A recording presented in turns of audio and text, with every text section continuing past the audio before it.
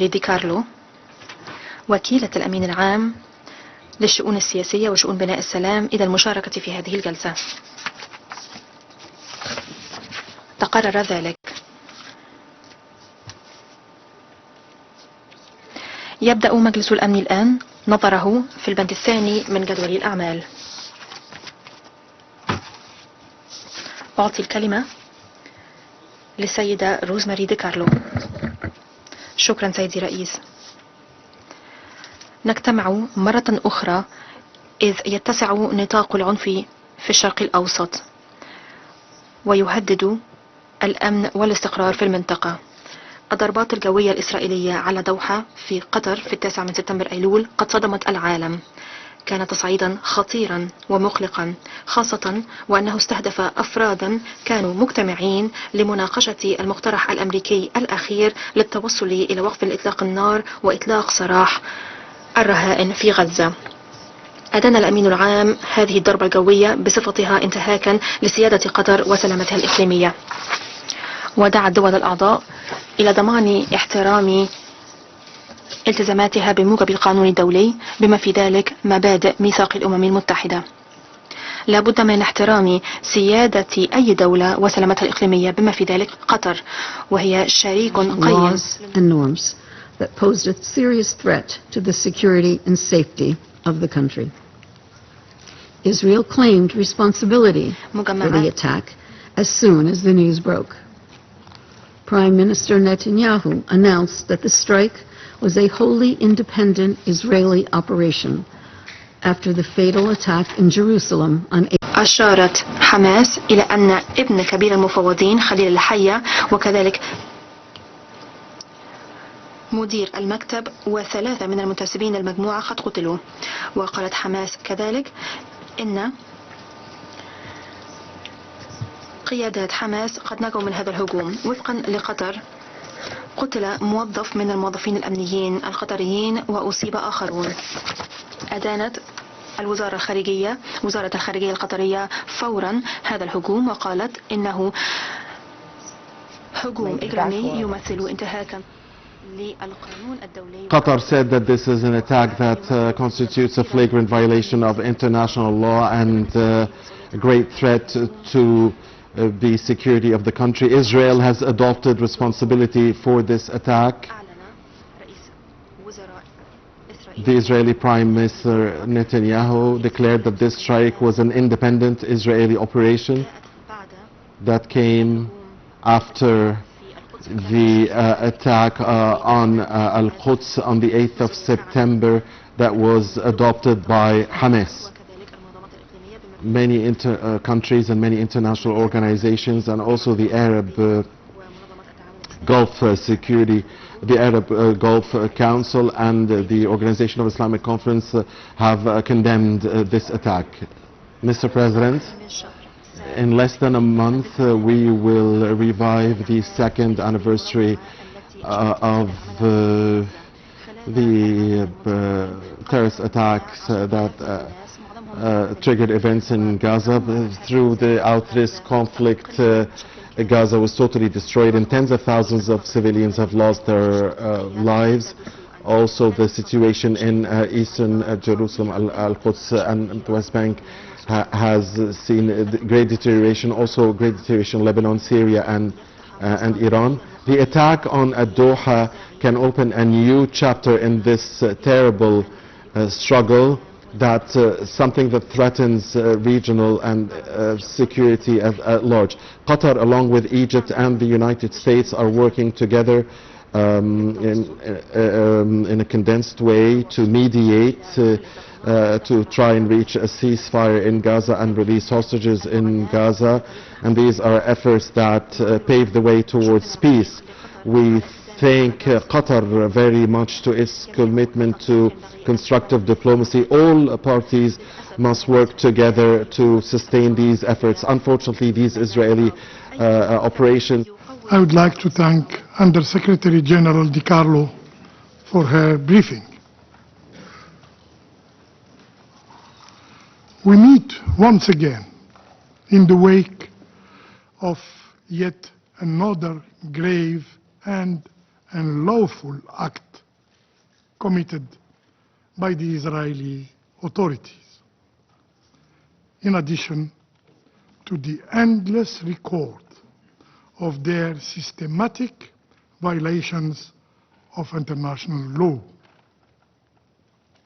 Israel behaves as if law does not exist, as if borders are illusions, as if sovereignty itself is a dispensable notion, as if the UN Charter is an ephemeral text. Meanwhile, in Gaza, innocent lives are annihilated by the thousands. The world watches helplessly, horrific image of destruction, devastation, and human despair. Yet, even that current carnage in Gaza is not enough for the Israeli authorities. In the span of days, Israel has struck Syria, Lebanon, Yemen, and now a renowned peace broker, the state of Qatar. This is not strength, it is recklessness. It is a sign of madness. It is the conduct of an extremist government unborn by immunity, by impunity. A government dragging the region and the whole world toward the abyss. Mr. President, Algeria strongly condemns and denounces the cowardly Israeli aggression that targeted the Qatari capital, Doha. We express our full solidarity with the brotherly state and people of Qatar. The recent attack in Doha is more than a violation of sovereignty of a UN member. It is an affront to diplomacy itself. It targeted a commended mediator working tirelessly to end the bloodshed in Gaza. It is irrefutable proof that the Israeli occupying power does not seek peace, does not seek the release of hostages, does not seek the end of hostilities, but thrive on war. President, Israel persists in relying solely on the arrogance of brutality, mistaking oppression for power and coercion for security. Yet, history taught us that the path of domination yields neither peace nor stability. Violence brings violence. Impunity breeds war. Silence in the international community and of this very Security Council fuels chaos. And yet, this very council remains constrained, unable even to name the aggressor, to qualify aggression as a violation of international law. Mr. President, when will the international community awaken to its responsibilities? When will it deter the occupier?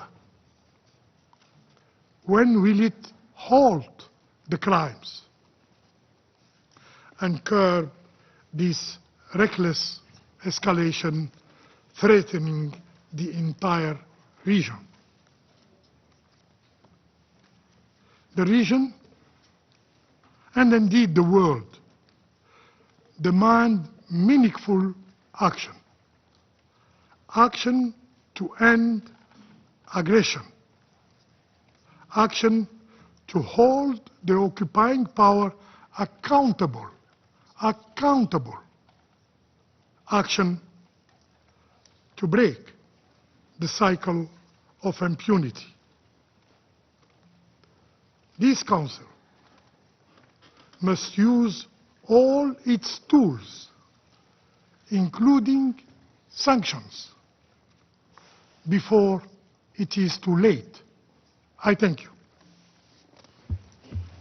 I thank the representative of Algeria for the statement, and I give the floor to the representative of Pakistan.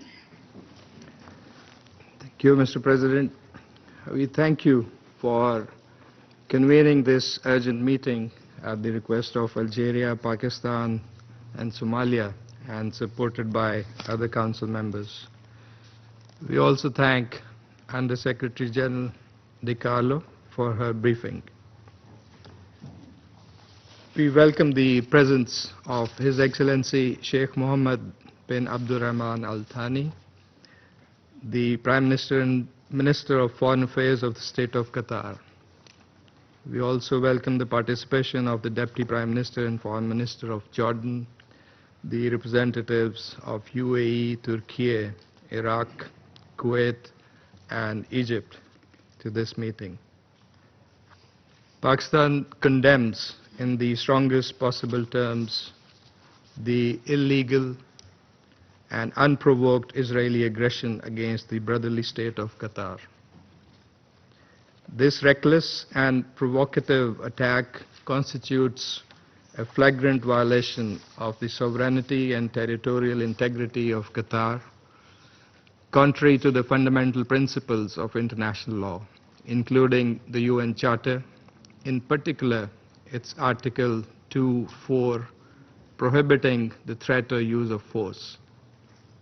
As the Prime Minister of Pakistan has stated, this act of aggression by Israel is totally unjustified and constitutes a most dangerous provocation that could imperil regional peace and stability. The Israeli strikes targeted a residential neighborhood, deliberately endangering civilians, and thus also constitute a grave breach of international humanitarian law. This brazen and illegal assault is not an isolated incident. Rather, it is part of a broader and consistent pattern of aggression and violation of international law by Israel that undermines regional peace and stability. Pakistan expresses its complete solidarity with the government and people of Qatar and fully supports their inalienable right to take all necessary measures in accordance with the UN Charter to defend their sovereignty, territorial integrity, and the safety of all persons within their territory. In a gesture of solidarity and regional unity, the Prime Minister of Pakistan, His Excellency Mohammad Shehbaz Sharif, accompanied by a high-level delegation, including the Deputy Prime Minister and Foreign Minister of Pakistan, is visiting Qatar today. The visit underscores Pakistan's unwavering support for the security and sovereignty of Qatar and its commitment to peace and stability in the Middle East. Mr. President, this irresponsible action by Israel is yet another manifestation of its systematic disregard for international law and its brazen policy of destabilizing the region. It adds to its long and dubious record of aggression, brutal military actions in Gaza, repeated cross-border strikes in Syria, Lebanon, Iran, and Yemen, all of which amount to violations of the UN Charter and international humanitarian law. Such acts of aggression, as defined by UN General Assembly Resolution 3314, also set a dangerous precedent, erode the primacy of rule of law, and breed a culture of impunity that threatens the security of all states. In view of the gravity of the situation, an extraordinary Arab-Islamic summit will take place in Doha on 15 September with a view to ensuring a united response to Israel's aggression and to reaffirm the primacy of international law and the UN Charter. Pakistan will participate in this important meeting at the high level. Mr. President, at a time when delicate negotiations on Gaza peace deal were progressing towards a possible breakthrough, striking the territory of a principal mediator and those directly involved in negotiations is a deliberate attempt to sabotage diplomacy, derail peace efforts, and prolong the suffering of civilians. It is evident that Israel, the occupying power, is bent on doing everything to undermine and blow up every possibility of peace. It also raises serious questions whether the return of hostages was indeed a priority. Clearly, Israel's destructive policies are incompatible with the international community's quest for peace and stability. Sadly, it has been emboldened by the weak response and inaction by this Council. Pakistan commends Qatar's important and constructive role in facilitating mediation efforts, including for a ceasefire and release of hostages, which has been widely and consistently appreciated by all Council members, together with the role of Egypt and the United States. We recognize Qatar's tireless and principled engagement with all parties, often under most challenging circumstances, to keep the channels of dialogue open and advance prospects of peace. Qatar has consistently demonstrated leadership, wisdom, and commitment to humanitarian principles, working in close coordination with regional and international partners to bridge divides, promote peace, reduce tensions, and alleviate the plight of the Palestinian people. Undermining such a credible and indispensable mediator threatens to extinguish one of the few viable pathways towards a just and lasting peace. Targeting Qatar is thus not only an attack on a sovereign state, but also an attack on diplomacy and mediation itself. Pakistan welcomes the Security Council's condemnation of the strikes in Doha and expression of support for the sovereignty and territorial integrity of Qatar in line with the principles of the UN Charter. The Council must go beyond, must hold Israel accountable, safeguard the role and protection of mediators engaged in peace efforts, and recommit to the centrality of international law and the UN Charter in maintaining international peace and security. Mr. President, the root cause of recurring crises and instability in the Middle East is Israel's prolonged occupation of Arab lands and its persistent defiance of international law and international legitimacy. Durable peace can only be achieved through a comprehensive political settlement, including an end to the occupation of Arab lands, particularly the occupied Palestinian territories. Pakistan calls for an immediate, unconditional and permanent ceasefire across Gaza and all occupied Palestinian territories. Full and unimpeded humanitarian access to the besieged and starved Palestinian population, and reinvigoration of a genuine and irreversible political process to end the Israeli occupation, leading to the realization of a sovereign, viable, and contiguous Palestinian state based on the pre-1967 borders, with Al-Quds al-Sharif as its capital. Pakistan stands shoulder to shoulder with the leadership and the brotherly people of Qatar in defense of their sovereignty, dignity, and territorial integrity. We remain steadfast in our commitment to uphold the principles of international law and the UN Charter, and to work with the international community to secure lasting peace in the Middle East. I thank you. I thank the representative of Pakistan for the statement. I now give the floor to the representative of Somalia. Thank you, Mr. President. We thank Korean Presidency for the prompt convening of this emergency meeting. I also want to thank USG Ms. Rosemary DiCarlo for her comprehensive briefings on the alarming development unfolding in the Middle East. We welcome the participation in this meeting of His Excellency Sheikh Mohammed bin Abdulrahman Al Thani, the Prime Minister and Minister of Foreign Affairs of Qatar. His Excellency Ayman Safadi, Deputy Prime Minister and Minister of Foreign Affairs of Jordan, as well as the representatives from the region, mainly UAE, Turkey, Iraq, Kuwait, and Egypt. Mr. President, the Israeli airstrikes on residential areas in Doha, the capital of Qatar, on September 9th marks a grave and perilous escalation. It has far-reaching consequences, not only for the countries directly involved, but for the entire region and beyond. We unequivocally condemn this brazen act of aggression, which is flagrant violation of Qatar's sovereignty and territorial integrity, and risk the destabilizing an already fragile region.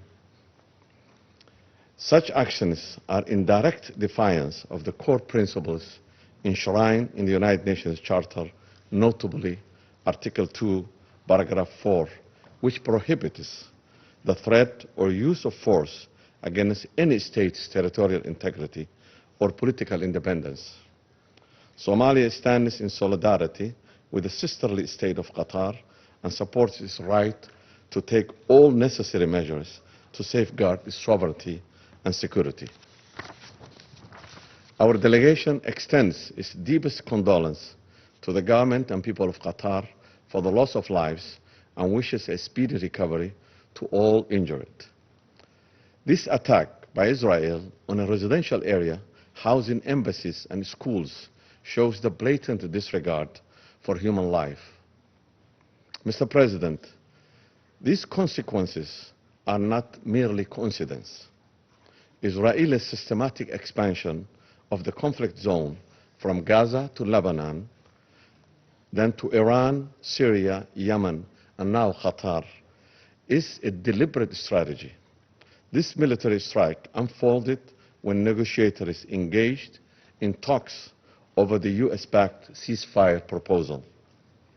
It was aimed at undermining the ongoing mediation efforts in the conflict in Gaza, striving and for immediate and unconditional ceasefire, the release of all arbitrarily detained, including those whom we have heard the pleas of their loved ones in this chamber, and unhindered humanitarian access to the civilian population, mainly women and children suffering from the IBC's declared man-made famine by Israel. History has shown that every escalation and military attack only dims the already fragile hope for peace in the Middle East. We call on all parties to exercise restraint and avoid further escalation that will worsen the suffering and instability in the region. Qatar's role as mediator in seeking to end this conflict has been invaluable and deserves recognition, not retaliation. Attacking those who are actively working to bring peace to the long-standing conflict in the occupied Palestinian land undermines the very goals we all share. The Security Council bears a clear responsibility to uphold international peace and security.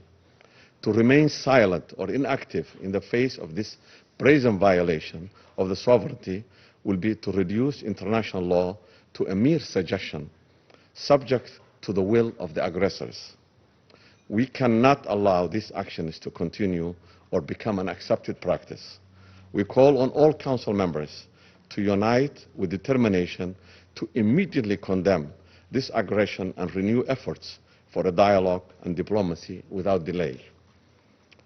True and lasting peace in the Middle East demands confronting the well-known root causes of perpetual instability in accordance with international law and its covenants. To conclude, Mr. President, Somalia reaffirms its unwavering solidarity with the people of Qatar and joins the international community in demanding a swift return to diplomacy and adherence to international legal norms and the principles enshrined in the United Nations Charter. I thank you. I thank the representative of Somalia for the statement. I now give the floor to the representative of the United States. Thank you, Mr. President, and we welcome Korea's presidency of the Council this month.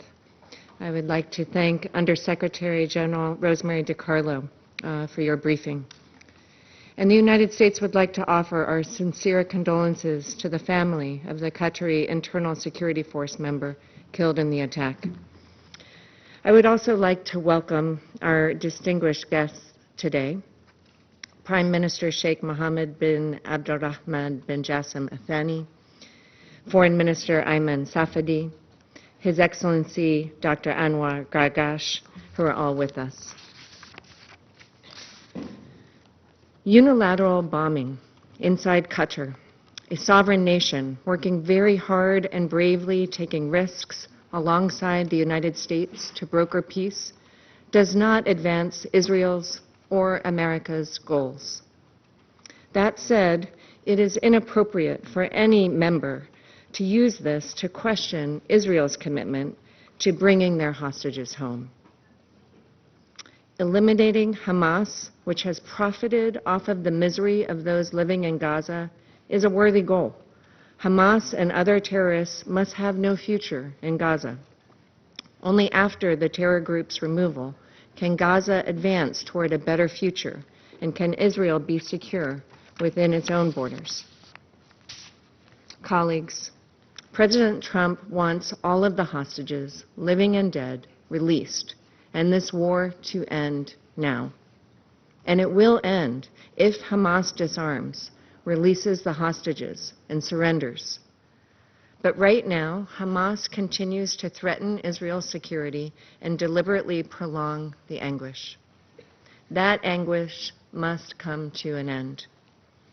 Hamas must immediately release the remaining hostages, including all of those hostages brutally murdered. Prime Minister Netanyahu reiterated to President Trump his desire for peace when the two spoke yesterday. Notwithstanding the unfortunate nature of this incident, President Trump believes it could serve as an opportunity for peace. The President assured the Emir, as well as the Prime Minister of Qatar, that such a thing would not happen again on their soil. The United States will continue to work to release all the hostages, reach a ceasefire, provide humanitarian assistance, and end this conflict. Council and UN member states must continue to pressure Hamas to release the hostages, disarm, and surrender, rather than give the terrorist group a lifeline. Mr. President, the United States has worked tirelessly with Qatar and Egypt to end this horrific conflict. The region's people deserve a path forward, full of opportunity and free of Hamas. I thank you. I thank the representative of the United States for the statement. I now give the floor to the representative of Greece. Thank you, Mr. President. I would like to thank Rosemary DiCarlo for her briefing. I also welcome the participation of His Excellency the Prime Minister of Qatar and His Excellency the Deputy Prime Minister and Minister for Foreign Affairs of the Hashemite Kingdom of Jordan. Mr. President, we find today's meeting on the recent Israeli strike targeting the political bureau of Hamas in Doha to be of particular importance. We are gravely concerned about the strike in Doha. It constitutes a violation of Qatar's territorial sovereignty and is contrary to international law. Any further escalation in the region is of deep concern to us, and we call for an immediate de-escalation. We also note that the strike is not conducive to negotiations toward reaching a ceasefire. Qatar has played a crucial and sensitive role in hosting and mediating ongoing negotiations between Israel and Hamas alongside the US and Egypt. We reiterate that the use of force must be at all times aligned with international law. Equally, the sovereignty and territorial integrity of all states must be upheld as a matter of principle. Greece has condemned on multiple occasions and in the strongest possible terms the October 7 terrorist attacks perpetrated by Hamas.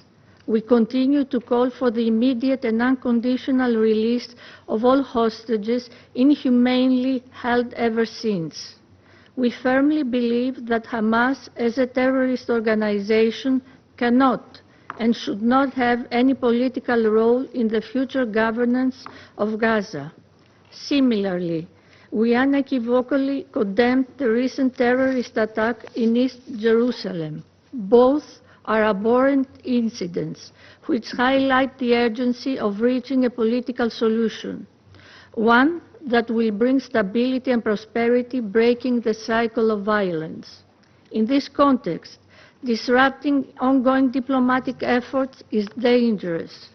Mr. President, dear colleagues, the diplomatic channel spearheaded by the US, Egypt and Qatar has provided thus far the only credible pathway for ending the suffering. It was through this channel that some hostages could rejoin their loved ones in the beginning of the year. It was through this channel that a ceasefire, allowing for much-needed relief for the suffering Palestinian population, was brokered back in January. As this suffering in Gaza continues and hostages remain in the captivity of Hamas, a ceasefire is once again sorely needed. Dialogue, no matter how fragile, must therefore be protected. It is absolutely necessary and essential for moving towards de-escalation and lasting peace. Echoing the statement of the Secretary General, we urge all parties to recommit to the diplomatic process with a sense of utmost urgency. The road ahead is difficult and challenging. Efforts aiming at a ceasefire must not be derailed.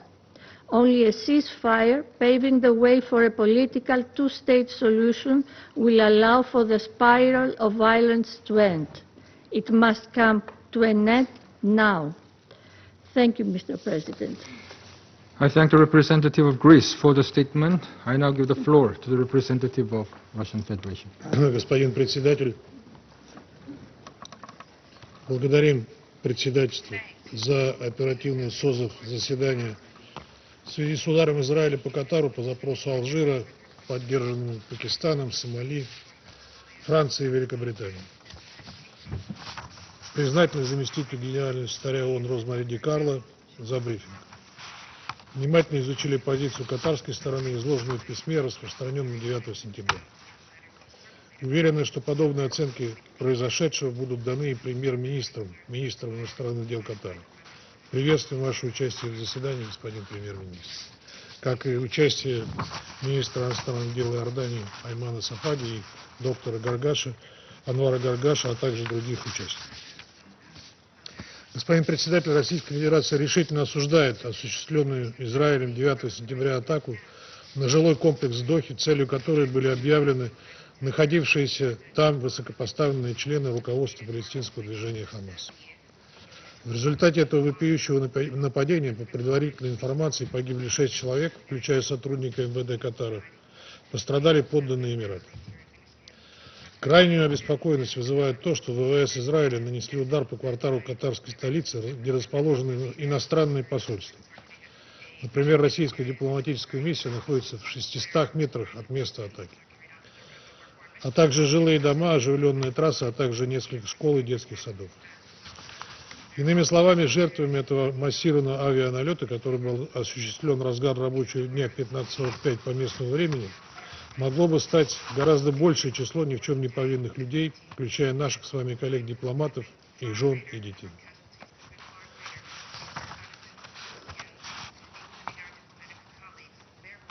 Грубое нарушение суверенитета государства, а также создание серьезной угрозы безопасности мирных жителей. We welcome the Prime Minister of Qatar. We also welcome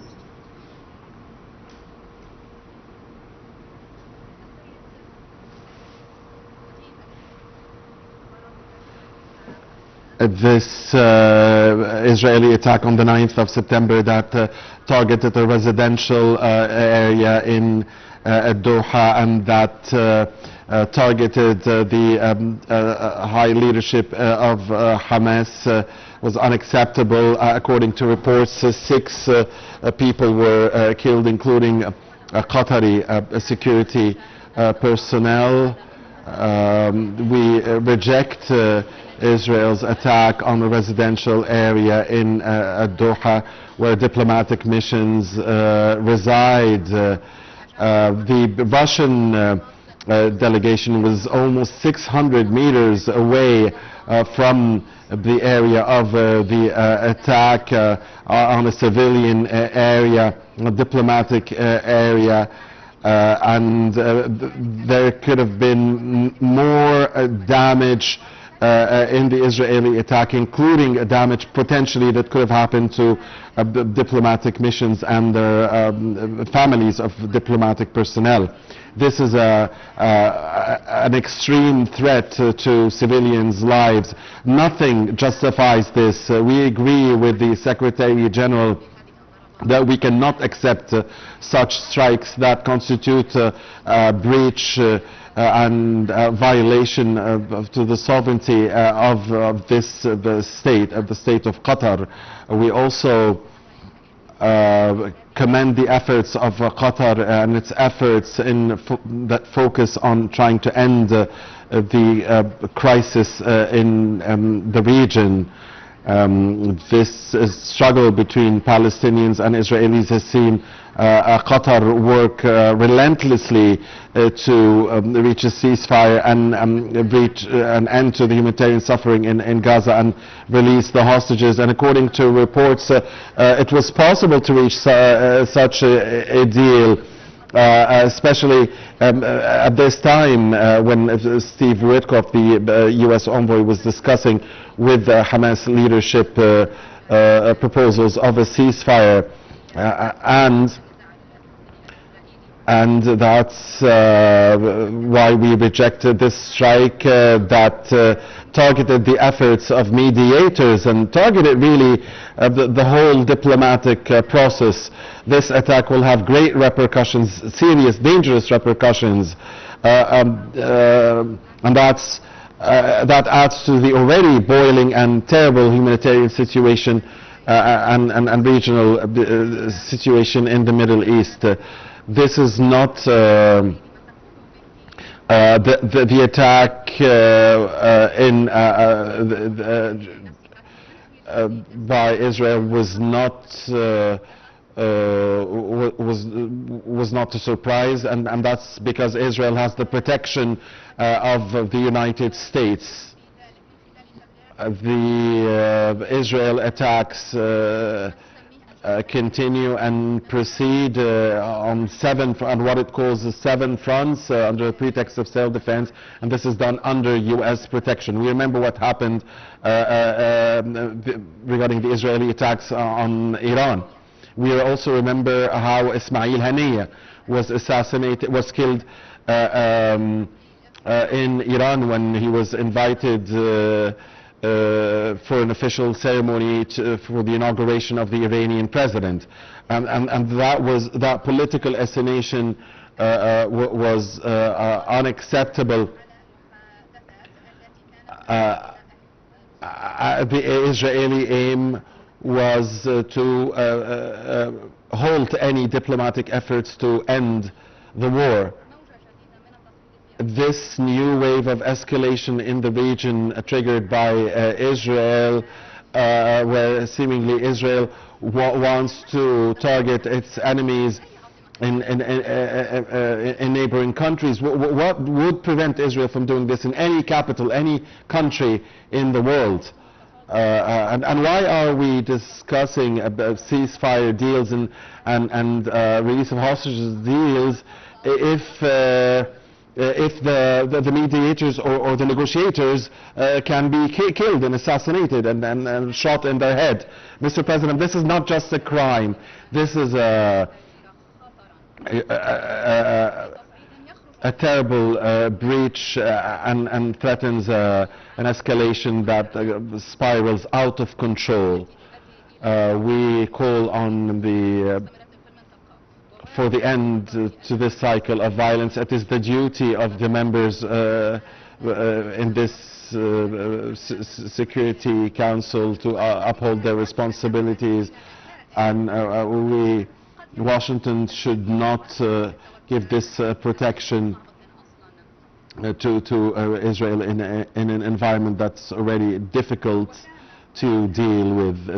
The American delegation for 2 years here at the Security Council has been derailing all efforts to reach an end to the crisis, and so when will Washington agree to the work of multilateral diplomacy at the Council here? This is the only tool that we have, the tool that can change the situation on the ground, the situation in the Middle East.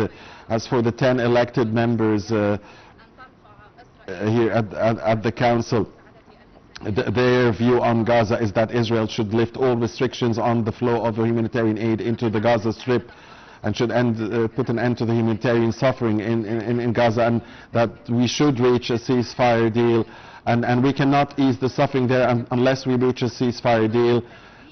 It's going to be important to continue this multilateral diplomacy. And finally, Mr. President, we want to express our full solidarity with Qatar, the leadership and the people of Qatar in these times regarding the Israeli attack on its lands, the Israeli hawks, the attack by the hawks, and our assessment regarding the developments in the Middle East has been delivered in Sochi, in the Sochi meetings.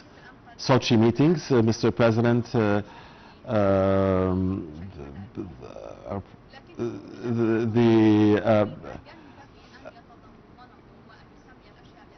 the U.S. President didn't name things in the way that they should have been named in his statement to the press regarding this situation. I thank the delegate of the Russian Federation, and now give the word to the Danish representative.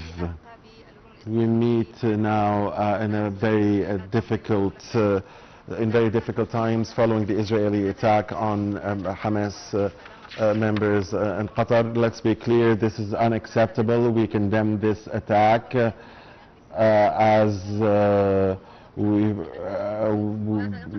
gave out in a statement representing the members of. Every day, the devastating humanitarian consequences are made painfully clear.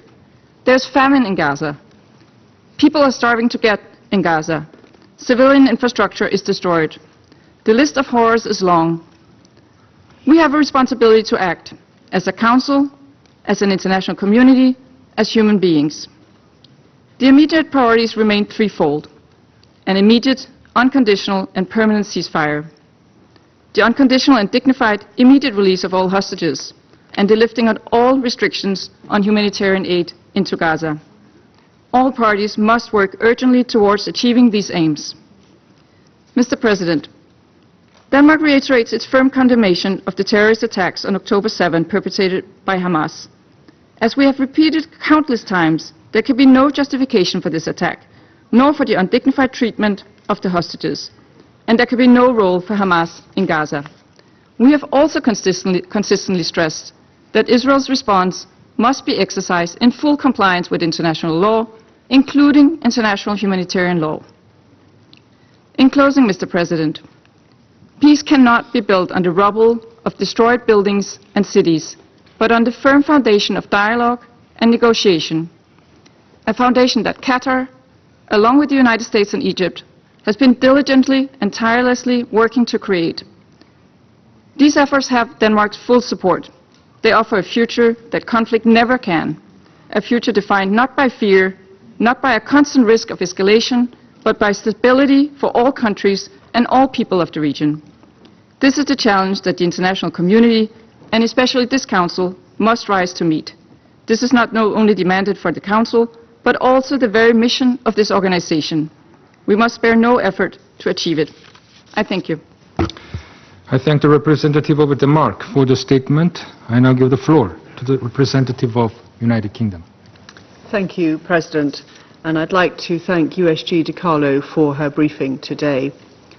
I'd also like to warmly welcome to the Chamber His Excellency the Prime Minister of Qatar, His Excellency the Deputy Prime Minister of Jordan, and His Excellency Dr. Gargash of the UAE. I'll make 3 points. First, let me underscore this from the outset. The United Kingdom stands in full and unwavering solidarity with Qatar and condemns Israel's strikes on Doha. These strikes are a flagrant violation of the sovereignty and territorial integrity of Qatar. They risk both further escalation across the region and setting back negotiations for a ceasefire. We offer our condolences to the families and friends of Qatari personnel who were tragically killed. Our thoughts are with their loved ones and with the injured.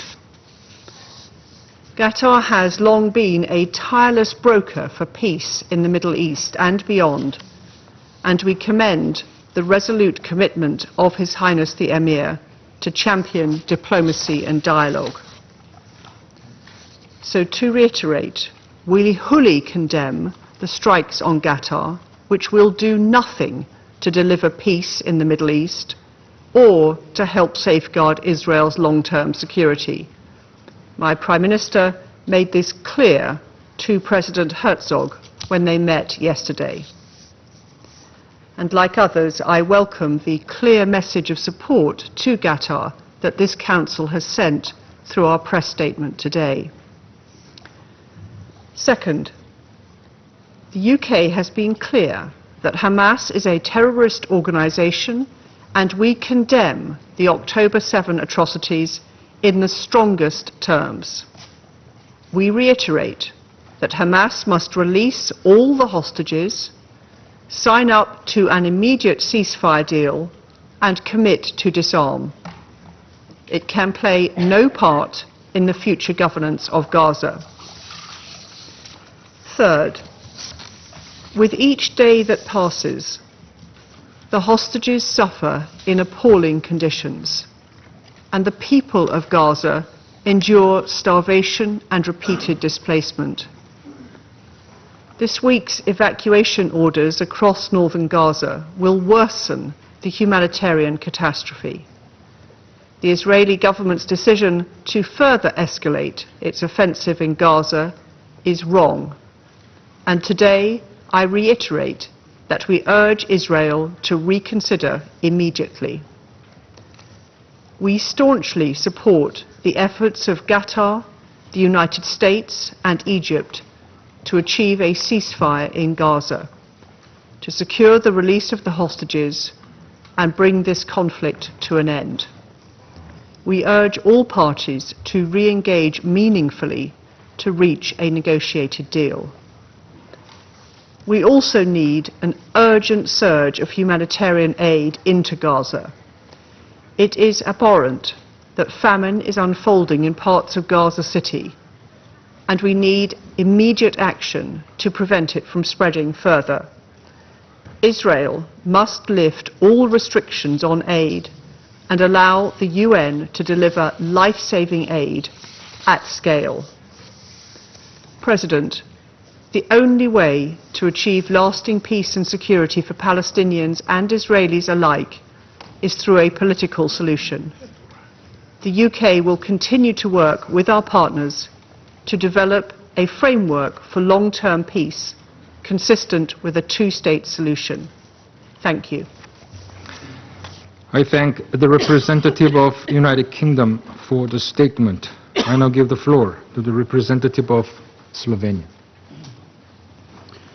Thank you, Mr. President, and I thank Under-Secretary General Di Carlo for her briefing. I welcome a number of high-level speakers, in particular Prime Minister of Qatar and Deputy Prime Minister of Jordan. Colleagues,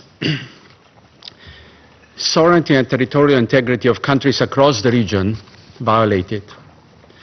Security Council resolutions rejected. General Assembly processes ignored. ICJ decisions disregarded. Advisory opinions ignored. Civilians starved and killed.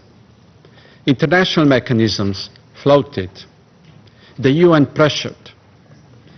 Humanitarian and medical workers, journalists attacked. Inhumanity and simply cruelty.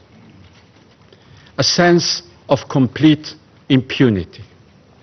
And now, negotiators attacked on a foreign soil. I wonder, is this how peace is pursued? Is this really a way to bring hostages home? Slovenia is gravely concerned over the latest escalation in the Middle East. We strongly condemn the Israeli attack on the sovereignty and territorial integrity of the state of Qatar, and we stand in solidarity with Qatar. We once again call for full respect of the UN Charter and rules of war. Nobody is above the law, no matter how mighty one feels. We commend the crucial and constructive role of Qatar, a key mediator for a ceasefire in Gaza and for the release of hostages. We thank them for their efforts and urge them to continue. This Council has been unequivocal in our support to the role and work of the mediators, Egypt, Qatar and the United States. Everyone around this table supports the process of mediation. What more can be said in this Council? How else can we say that all the red lines have been crossed and that enough is really enough? Colleagues, it's not the attempts of the Council members that are preventing solutions. It is allowing this sense of impunity of Israel to continue. That's why country after country are announcing bilateral measures aiming at the Israeli government to reconsider its current policy and to return to respecting international law obligations. They are our response to persistent violations of international humanitarian law, to impunity, and to what we now clearly see, a flawed commitment to negotiations. All these measures are not gestures. They are not performative actions. They are sincere acts of countries, leaders and global public conscious of our responsibility to humanity and of our promise of never again. Colleagues, on this day of 9/11, when we commemorate horrible terror attacks on the United States and pay tribute to innocent victims, Slovenia reaffirms its resolute stand against terrorism. We repeat our condemnation of the Hamas brutal attack on 7 October. We take this opportunity to strongly condemn the latest terror attack on civilians in Jerusalem. This is yet another reason for peace efforts to double. In words of Undersecretary General De Carlo, the urgency has never been greater. This war must end, suffering must end. Mr. President, in the midst of the latest escalation, Gaza humanitarian catastrophe continues. Window of opportunity to prevent famine from spreading across the Strip is closing. New offensive is relentlessly pounding what is left in the middle of ruins. Instead of packing a backpack to start a new school year, Gaza children are forced to pack what is left of their belongings to be displayed yet again. So let me state the obvious. We need a ceasefire. Hostages must be released. Hindrance of aid deliveries must end. The negotiations have certainly seen its share of obstacles from both parties, but an escalation of this sort is not contributing to peace. So we appeal for a renewed commitment to negotiations in good faith by both parties to the conflict. Thank you. I thank the representative of Slovenia for the statement. I now give the floor to the representative of Panama. Muchas gracias, señor presidente. Panamá agradece la convocatoria a esta sesión de emergencia, así como el informe proporcionado por la señora Rosemary DiCarlo, secretaria general adjunta de Asuntos Políticos y de Consolidación de la Paz. Asimismo, acogemos la presencia de Su Excelencia Sheikh Mohammed bin Abdulrahman Al Thani, primer ministro y ministro de Relaciones Exteriores del Estado de Qatar, a quien expresamos la solidaridad de nuestro país con el pueblo y el gobierno catarí ante la gravedad del momento que atraviesa su país y la región de Medio Oriente. De igual manera, saludamos la presencia de Su Excelencia Ayman Safadi, viceprimer ministro y ministro de Asuntos Exteriores y Expatriados de Jordania, así como de los distinguidos representantes de Emiratos Árabes Unidos, de Egipto, Irak, Israel, Kuwait y Turquía, que nos distinguen hoy con su participación. Panamá condena y rechaza enérgicamente.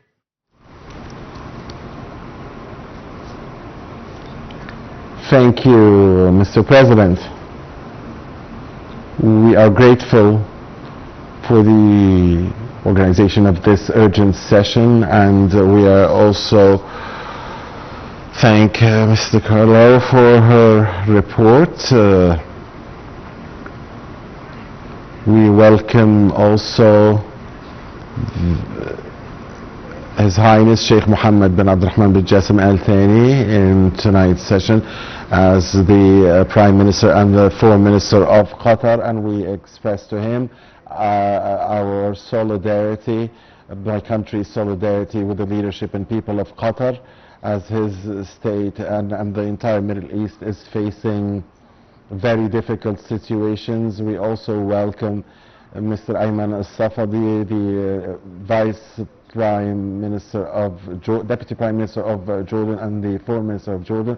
We also welcome the delegations and the representatives of the United Arab Emirates, Egypt, Iraq, Israel, Kuwait, Turkey, and they have honored us here tonight. Panama condemns, strongly condemns, this endless cycle of violence in the Middle East, the attacks against civilians in Al-Quds on Monday that was adopted by Hamas is a representation of extremism and terror adopted by this movement for decades. But Israel's attack on Doha the next day that were condemned by Panama are also a strong violation, a condemned violation and breach of international law. It is an attack on the territorial integrity and the sovereignty of a state that is a member of this organization. Such acts are a violation of the United Nations Charter and of international law, and violate the main principles of the international law, and these principles are the basis of peaceful coexistence between people and between states. And I want to say that the use of force will not present any solution to this ongoing war. This sole use of power will solve nothing. It will not solve the root causes behind the Israeli-Palestinian struggle that has been there for 8 decades. The use of violence will only increase the ideology of extremism and increase the cycle of violence and derail any potential political settlement. The results of such actions is more uncertainty, more dangers for civilian populations in the region, including the Israeli hostages in Gaza, and the weakening of the mediation efforts led by Qatar, the United States, and Egypt. The attack on a country that mediates for peace and seeks peace, a country such as Qatar, is a direct attack on the process itself, on the possibility of reaching a ceasefire and of ending the humanitarian suffering of Palestinian civilians. And it opens, it derails such efforts of also releasing the Israeli hostages in Gaza. Such irresponsible acts are not only a threat to civilians, but also potentially a threat to diplomatic missions in Doha, including the Embassy of Panama, that was a very short distance away from the attack, only a few meters from where the attack took place. We offer our sincere condolences to the Qatari victims of the Israeli attack and the other victims of the Israeli attack on Doha. Such actions derail the efforts of the international community that aim to find an environment for peace. Mr. President, what happened in Doha is a part of the sustainability of the cycle of violence that also, and such an example of this cycle of violence was the attack on the Flotilla Solidarity in Tunisia. We here call on all parties to really show that they are seeking true peace, and they are not only seeking the widening of the scale of the conflict. We also want to that nothing, there's no acceptable pretext for the use of violence. We call on all parties to exercise maximum self-restraint and multiply their efforts to reach a ceasefire and release the hostages, for all hostages, and the guaranteeing of the trickling in of humanitarian aid in a sustainable way to the Gaza Strip on a wide scale. Any ceasefire that takes place shows that we can get aid in without obstacles, and we can get hostages out safely. This is what we must work on.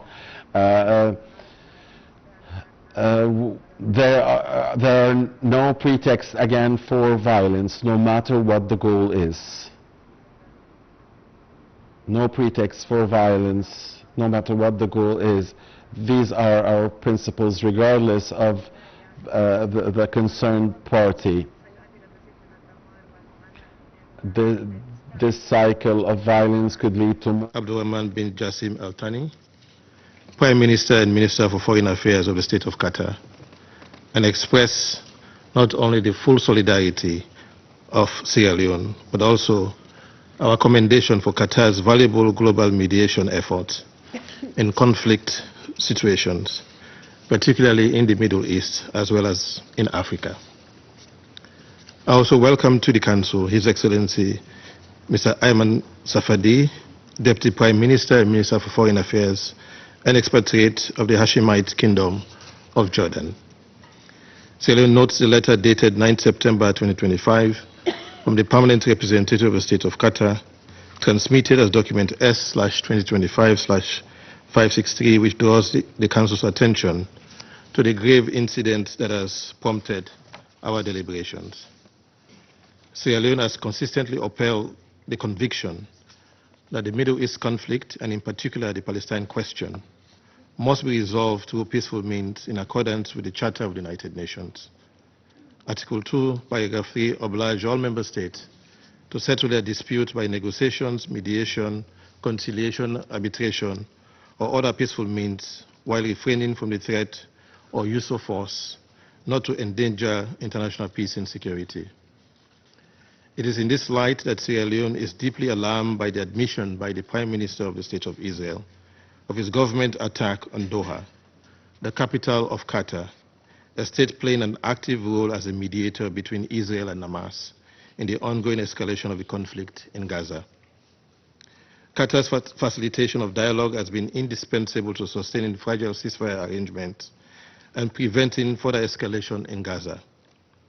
An assault on the territory of a mediator is not only a violation of its sovereignty, but also a direct strike at the very architecture of diplomacy.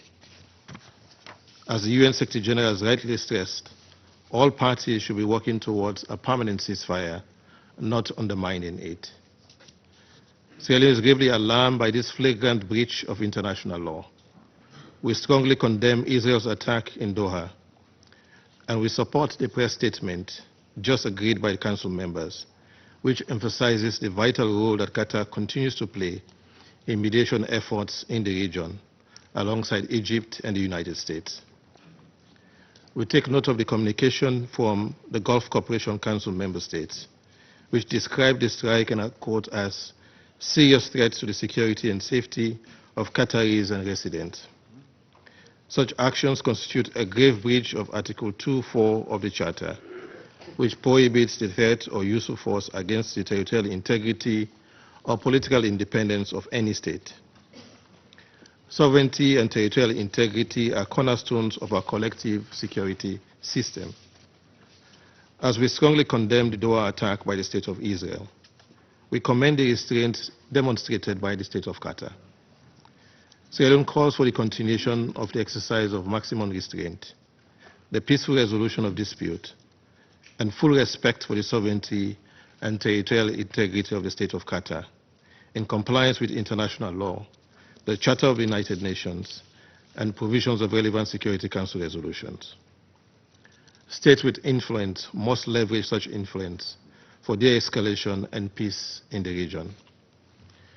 Mr. President, beyond the violation of sovereignty, Sierra Leone is gravely disturbed by reports of targeted assassinations of individuals who should be considered protected persons under international law, particularly international humanitarian law.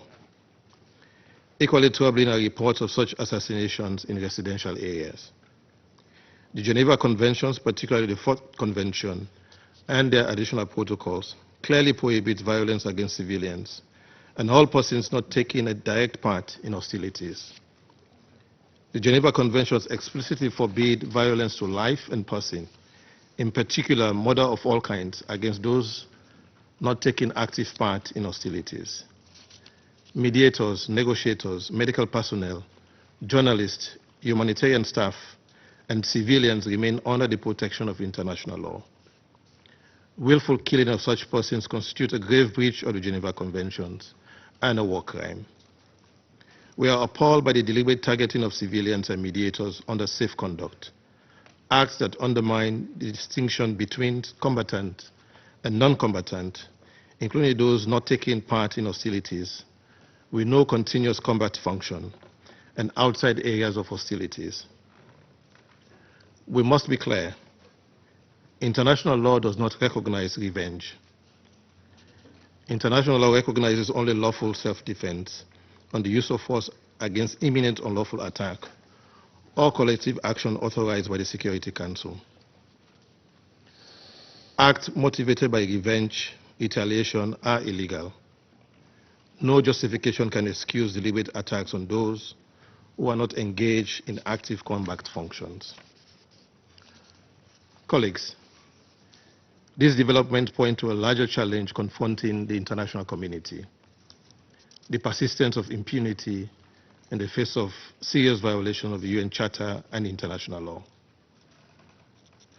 When such acts are met with silence or selective responses, perpetrators are emboldened to continue, eroding the credibility and weakening the rules-based international legal order. For the Council, failure to respond risks reducing this body to a bystander in the very crises it is mandated to address, and would amount to a referendum on the system we've built. Sierra Leone therefore urges this Council to affirm unequivocally the inviolability of the sovereignty and territorial integrity of Qatar and all member states to ensure that unlawful assassinations of protected persons are thoroughly investigated, to hold perpetrators accountable under international law, and to redouble efforts to bring the current conflict to an end through genuine good faith negotiations leading to a just and lasting peace. Mr. President, as we speak to the violations of the sovereignty of the State of Qatar, in the State of Palestine, in both the West Bank and Gaza, the inhumanity continues with ongoing hostilities. We remain gravely concerned about the humanitarian catastrophe in the Gaza Strip, with the declared famine, bombardment, and evacuation orders in Gaza City, mass displacement, act and rhetoric evincing genocidal intent. We are equally gravely concerned about the plight of hostages and recall with condemnation the 8 September attack on Israeli civilians at a Jerusalem bus stop, in which 6 people were killed and 8 others wounded. Violence on either side will only breed more violence, deepen suffering, and erode prospect for peace. We reiterate the imperative for an immediate ceasefire, the safe and unimpeded delivery of humanitarian aid, and the release of all hostages. The Council must demand a ceasefire, particularly when a mediator state has been so flagrantly attacked. The peoples of the Middle East, and indeed the peoples of the world, look to this Council for leadership, consistency, and resolve. Upholding the Charter is not optional. It is a binding obligation. Sovereignty must be respected, civilians and other protected persons must be safeguarded, and international law must be enforced without fear or favor. Only by doing so can we end impunity, restore confidence in the rules-based international legal order, and open the path to peace. As the Irish poet William Butler Yeats won in The Second Coming, immortalized in Things Fall Apart by the Nigerian author Chinua Achebe, and I quote, "Things fall apart, the center cannot hold. Mere anarchy is loose upon the wall," end of quote. The United Nations is the center of the post-1945 multilateral rules-based system, and the Security Council its nucleus for peace and security. We must therefore act now with unity and determination. Anything less will betray our collective responsibility and the trust that the peoples of the world have placed in us. The system, as we know it, risks falling apart, and anarchy would indeed be loose upon the world. I thank you. I thank the representative of Sierra Leone for the statement. I now give the floor to the representative of Guyana. Thank you, Mr. President, and thank you for convening this briefing with the requisite urgency. I welcome the participation of His Excellency, the Prime Minister of Qatar and His Excellency the Deputy Prime Minister of Jordan in today's meeting. I also thank the delegations of Algeria, Pakistan and Somalia for requesting the meeting and express appreciation to Under-Secretary General Rosemary DiCarlo for the important information provided regarding Israel's military strike on Doha this Tuesday. Mr. President, Guyana condemns this violent act by Israel, which is a flagrant violation of international law and a direct and unprovoked assault on the sovereignty and territorial integrity of the state of Qatar. We noted the destruction caused by the attack and that a Qatari national was killed. We express our full solidarity with the Emir and people of the state of Qatar. Mr. President, international law is under threat, and the Middle East region has unfortunately been the theater of too many frequent and serious violations of international law. Syria, Iran, Yemen, Lebanon, and now Qatar have all suffered violations of their sovereignty and territorial integrity by Israel, following unilateral decisions by the latter to militarily strike these countries. Just yesterday, we received reports of Israel's attack on Yemen involving strikes on civilian and residential facilities and the killing of several persons. Guyana reiterates its strong condemnation of these violations of international law and calls for full accountability for these crimes. The culture of impunity must not be allowed to take root, and this is precisely what is happening in the face of the Council's inability to respond decisively to these breaches of the peace and acts of aggression.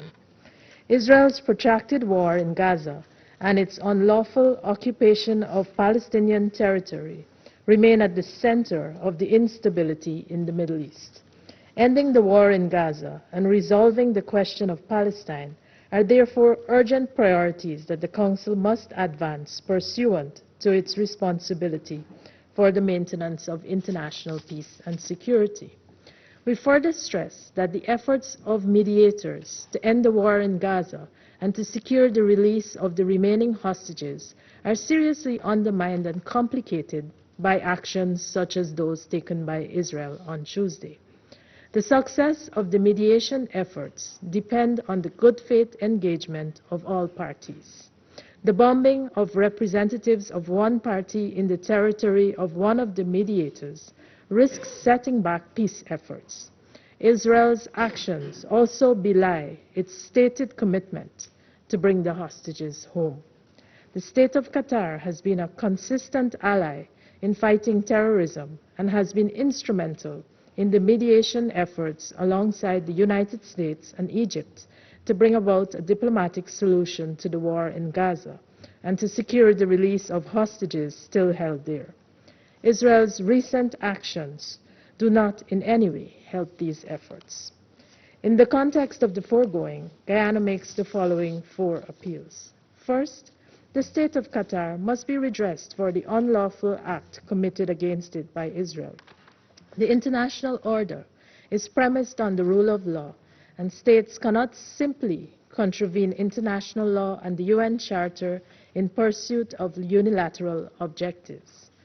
Repeated violations of international law, if consistently met with no firm response from international organs such as the United Nations Security Council, risk engendering chaos and instability.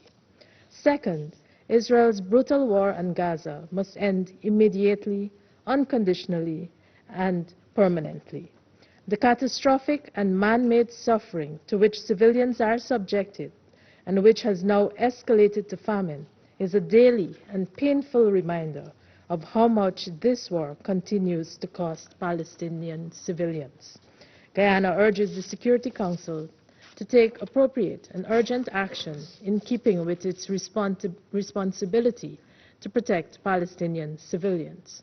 Third, Guyana appeals to Israel to cease its warmongering in the already volatile Middle East. Too many fires have been ignited in the region, presenting serious risks to international peace and security. Israel must abide scrupulously with its obligations under international law. Fourth and final, Mr. President, We need strong political will to resolve the question of Palestine in a just, peaceful, and comprehensive manner. 8 decades is too protracted a period to have an entire nation living in a state of flux, marked by recurrent cycles of violence and oppression. This goes against all the values of the United Nations. Until we settle the Palestinian question, our work will not be truly comprehensive in reach. We urge all Council members and the wider membership of the United Nations to resolve that the 80th year of our organization would be the year in which we take strong and positive actions for the Palestinian people in their just struggle for peace and self-determination. Guyana resolves to doing its part to this end. I thank you. I thank the representative of Guyana for the statement. I now give the floor to the representative of France. Merci, Monsieur le Président. Tout d'abord, je remercie la secrétaire générale adjointe aux affaires politiques et à la consolidation de la paix, Madame Rosemary DiCarlo, pour un exposé qui établit les faits de façon éclairante. Je salue la présence parmi nous de Son Excellence, cher Mohamed Ben Abderrahmane Al Thani, Premier ministre et ministre des Affaires étrangères du Qatar. I also welcome His Excellency the Prime Minister and Foreign Minister of Qatar and the Deputy Prime Minister and Foreign Minister of Jordan, and Mr. Gargash, the representative of the United Arab Emirates. I also welcome the presence of the representatives of Israel, Turkey, and Egypt.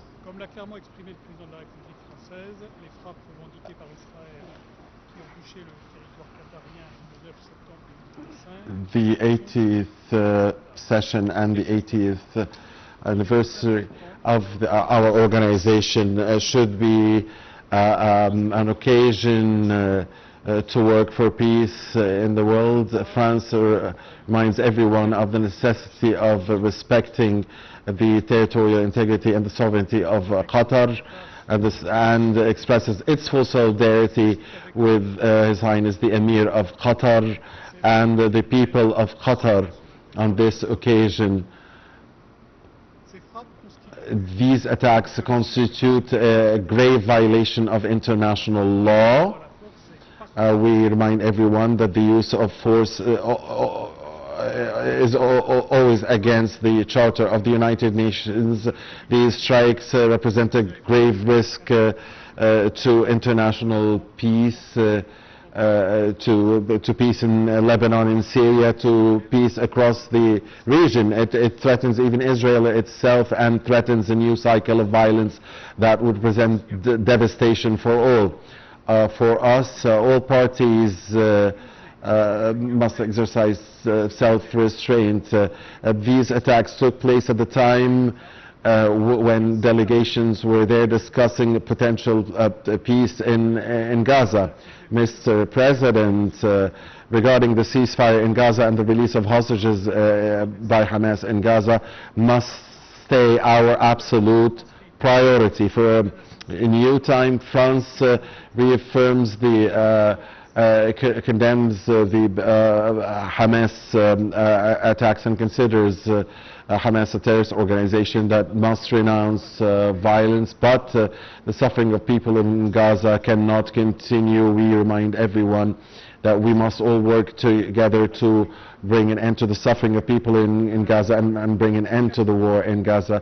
On this occasion, we commend the efforts of Qatar along with Egypt and the United States. We commend their efforts, their indispensable efforts as mediators to try and bring about peace in the region. Mr. President, there is an alternative to the cycle of violence. It is a diplomatic alternative. It is the two-state solution. It is the only solution that would guarantee sustainable peace for Israelis, for Palestinians, for the entire region. This solution starts with a recognition of the independent, viable Palestinian state, the disarmament of Hamas, the exclusion of Hamas from any future political role, and for peace, international peacekeeping missions in Gaza. And we must work on this and on the safety and security for all, including Israel, in the region. France will continue to work for this two-state solution as it worked with Saudi Arabia in July in New York on that path. This solution of the two states are the only solution for sustainable peace. We're going to discuss this in a week's time at the UN General Assembly because we want peace for everyone in the region. It is the road of peace for everyone. Thank you very much.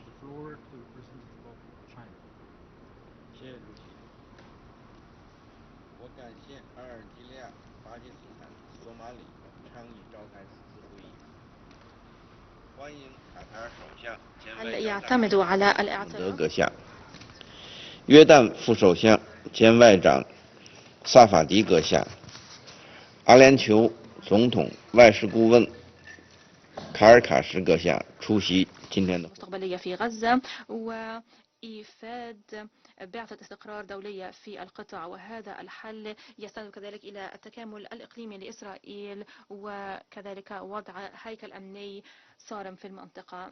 سنعمل على تحقيق الدولتين. We are working with France on the two-state solution.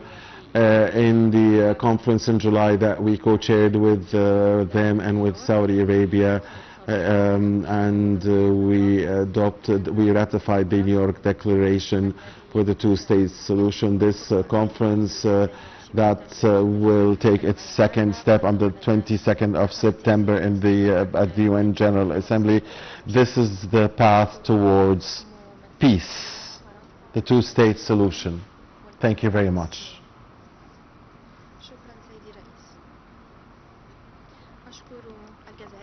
I thank Algeria, Pakistan and Somalia on launching the initiative to hold this meeting. I also welcome His Highness His Excellency the Prime Minister and Foreign Minister of Qatar and the Deputy Prime Minister and Foreign Minister of Jordan, and also the diplomatic advisor to the United Arab Emirates President. On the 9th of this September, Israel attacked Qatar in a grave violation of the sovereignty of Qatar and a violation of international law and breach of the UN Charter. And this derailed the efforts of peace. We totally reject this move and condemn this Israeli attack. It is known that Qatar is an important mediator to reach a ceasefire in Gaza and has exerted great efforts in this regard. These efforts are dearly appreciated by the international community, and we point to the fact that on the 7th of September, the United States presented a proposal for a ceasefire and claimed that Israel had accepted that proposal. But only 2 days later, Israel targeted the Hamas delegation, negotiating team in Doha. This is an act that reflects bad Israeli intentions. This is unacceptable. The Israeli aim is to derail peace negotiations. This can only lead to more violence and escalation of the situation in the region. We must point to the fact that this attack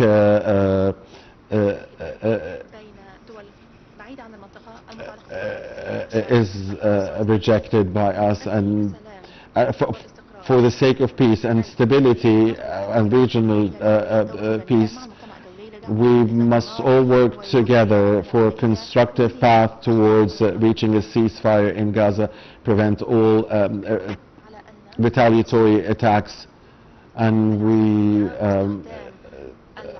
affirm that the use of military options and solutions and violence will never get us will get us nowhere. We call on Israel to we call on the Security Council to pressure Israel to work for peace and to return to the negotiating table. And Israel must stop all its military operations in Gaza. It must abide by its international obligations as an occupying power. It must allow the trickling in of humanitarian aid to the Gaza Strip and help the United Nations in its efforts to get aid into Gaza. Mr. President, the Gaza struggle is now almost 2 years old. It has led to an unprecedented and worrying humanitarian catastrophe. And during these 2 years, we have seen consistent breach of international law from the part of the Israelis, who have also gone against all norms. We cannot go back to the law of the jungle. The Middle East should not stay in a constant state of war. The UN Security Council is the party concerned with preserving international and regional peace. The Council now is discussing a draft resolution regarding the humanitarian situation in Gaza, and China supports the work to immediately reach a ceasefire in Gaza and ease the suffering and get humanitarian aid into the Gaza Strip. I thank the representative of China for that statement, and I will now present a statement as a representative of the Republic of South Korea.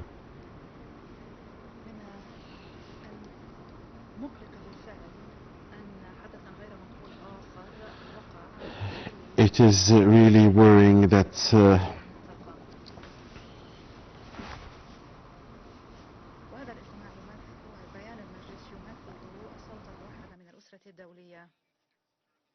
فالهجمات الإسرائيلية التي استهدفت الأرض القطرية يوم الثلاثاء تمثل attacks on Tuesday represent another grave violation of international law and the UN Charter.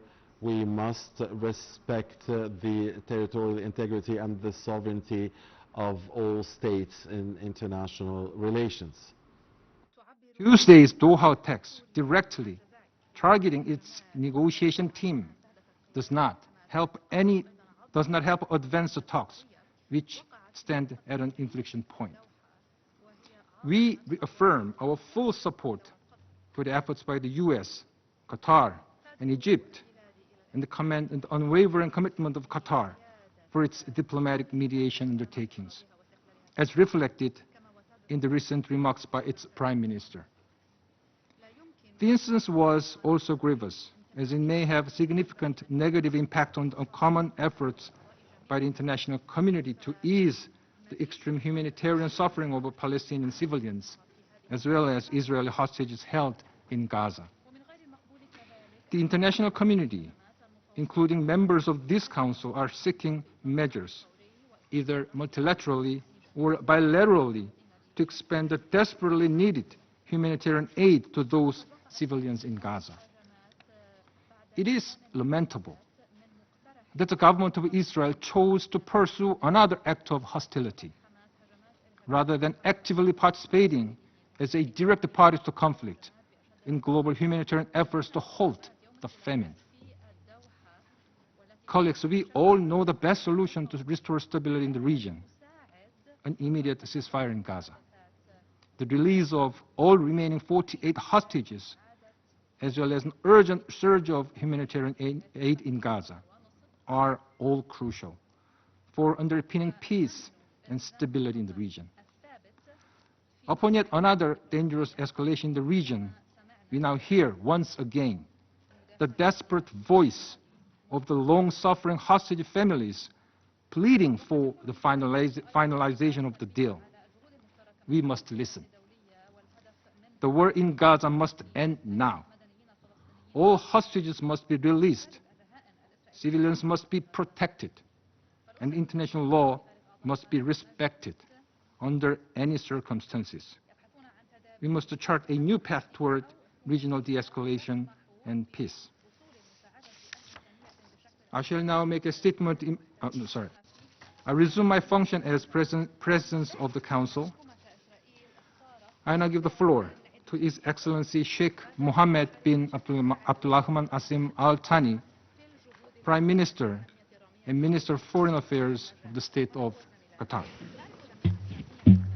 بسم الله الرحمن الرحيم السلام عليكم ورحمة الله وبركاته. ووقف إطلاق النار الفوري في غزة وإطلاق الرهائن 48 المتبقين وكذلك زيادة فورية في المساعدة الإنسانية في غزة كلها أساسية وذلك لإرساء دعائم السلم والاستقرار في المنطقة. في أعقاب تصعيد إضافي خطير في المنطقة نحن نسمع مرة جديدة أصوات أسر الرهائن. We now hear again the voices of the families of the hostages that want to reach a ceasefire deal. We must save those, and we must protect all civilians, and we must respect international law at all costs. We must draw a new path to de-escalate the deterioration of the situation in the region. I now give the word to His Excellency the Prime Minister and Foreign Minister of Qatar. In the name of Allah, God the All-Merciful, the Compassionate, peace be upon you, Mr. President. First of all, I want to congratulate you on presiding over the presidency of the UN Security Council for this month. I also thank all the members,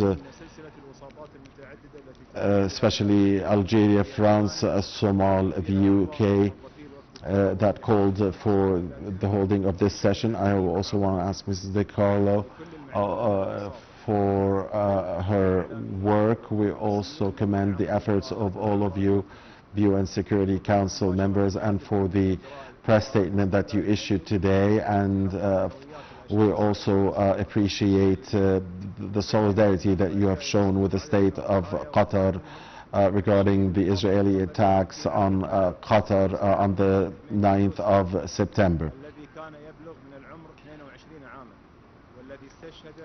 And we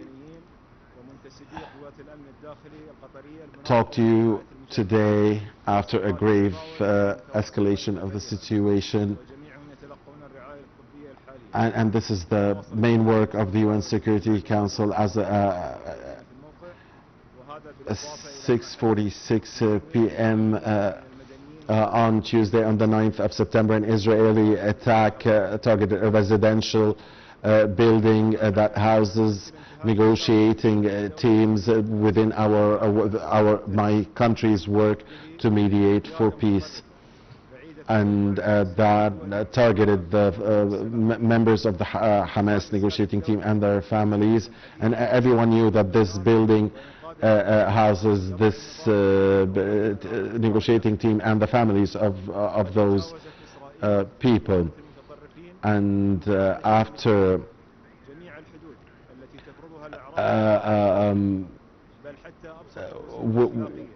there was the Qatari martyr,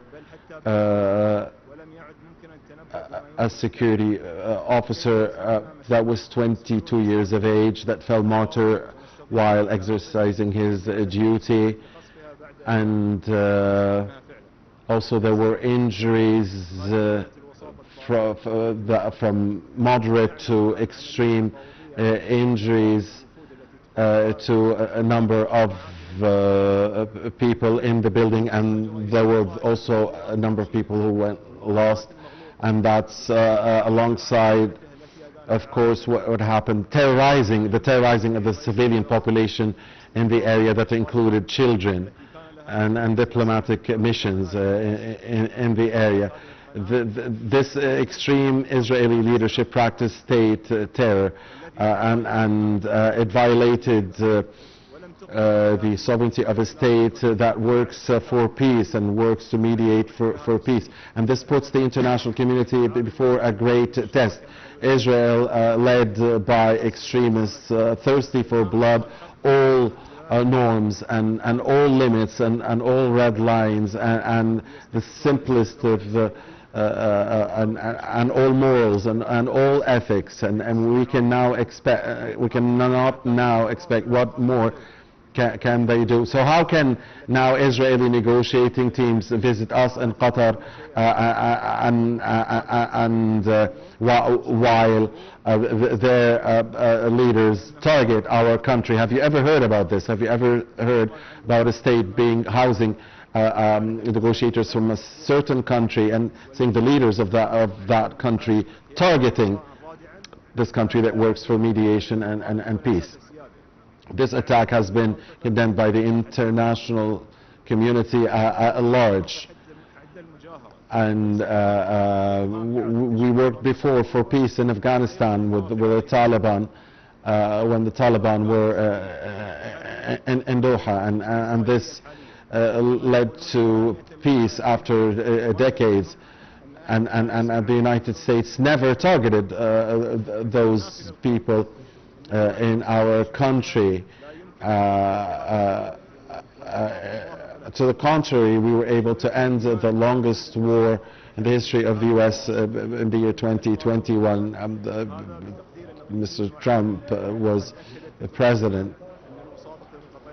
These continuous Israeli violations of international law and breaches of the UN Charter proves only one thing, that the current Israeli leaders are arrogant because they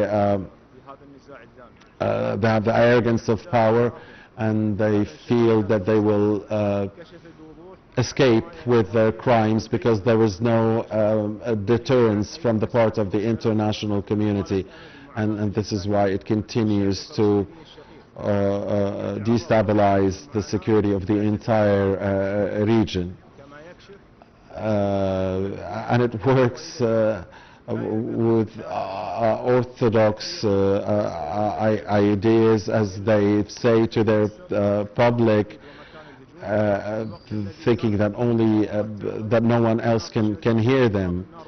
The peoples of the region and the states of the region cannot accept these acts and these acts from the part of the Israelis. Our experience has shown that mediation, Qatari mediation, along with Egypt and the United States, can lead to positive results. We have helped in freeing 148 Israeli hostages and hundreds of Palestinian prisoners of war, and we've seen humanitarian aid at certain times getting into Gaza. But what happened on the 9th of September proved again the Israeli intentions. They don't seek peace. They want to extend the humanitarian catastrophe of the Palestinian people, the catastrophe that cannot be described by words. Also, what happened proves that the extremists that lead Israel today don't care about the lives of their hostages, or else how can we explain the timing or the location of the attack, targeting the negotiating team discussing the ceasefire and the safety of their hostages? Israel, Mr. President, I stand here today calling on your Council to uphold its historic responsibility. We don't want to go back to the law of the jungle. We want we don't want to kill the process of potential process of peace in the future. These Israeli attacks do not only target Qatar, but also is an attack against